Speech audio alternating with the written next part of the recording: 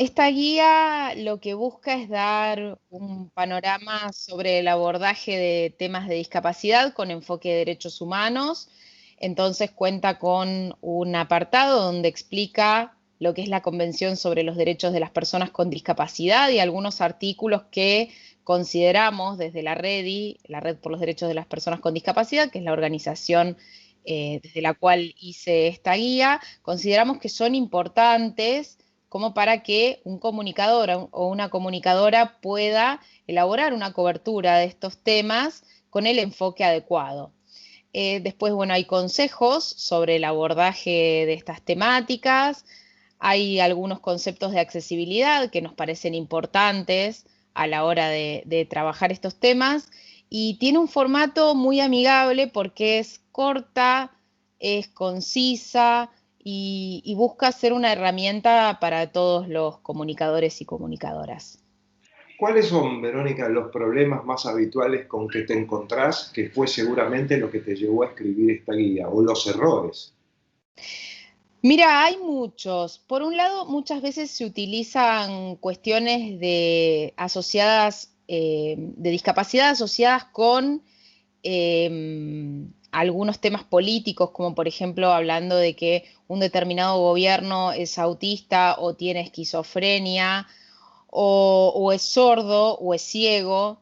Eso es muy habitual y es un error bastante grave porque en definitiva quienes ejercen la política optan por una postura u otra y quienes tenemos alguna discapacidad no la elegimos. Entonces hay una primera diferencia que es la intencionalidad, ¿no? Para una determinada actitud eh, frente a situaciones, ¿no? Eso por un lado. Después se habla muchas veces de los femicidas, en vez de señalarlos como violentos, se los señala como locos y esto genera una gran estigmatización en las personas usuarias de servicios de salud mental. Eso Ujú. es muy habitual, estas cuestiones son muy habituales. Después, bueno, el amarillismo con el que se aborda la temática, viste la musiquita de fondo que emociona, la falta de voz de las personas con discapacidad en las notas, la falta de transversalidad. Por ejemplo, no sé, una nota de economía perfectamente puede hablar sobre en cuánto dinero más debemos gastar las personas con discapacidad para vivir una vida sin discriminación, ¿no? Las personas con discapacidad incurrimos en mayores gastos para suplir algunas cuestiones con las que no contamos, por un lado, ¿no? Uno, por ejemplo, para darte un ejemplo de economía, porque muchas veces se piensa que los temas de discapacidad indefectiblemente deben ir en sociedad. Ujú. Eso es, bueno, también el abordaje de género, muchas veces no se piensa, cuando se habla de mujeres en general, no se piensa en mujeres con discapacidad. Y las mujeres con discapacidad sufrimos discriminación múltiple. Hay mujeres con discapacidad que se las esteriliza sin su consentimiento, por Ujú. ejemplo, para darte solo un ejemplo, ¿no? Claro.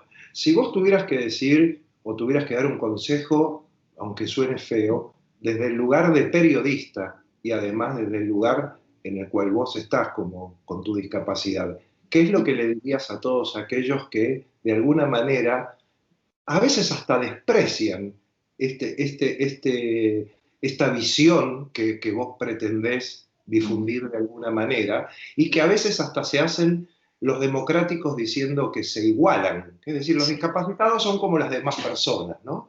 Hay como estas dos visiones.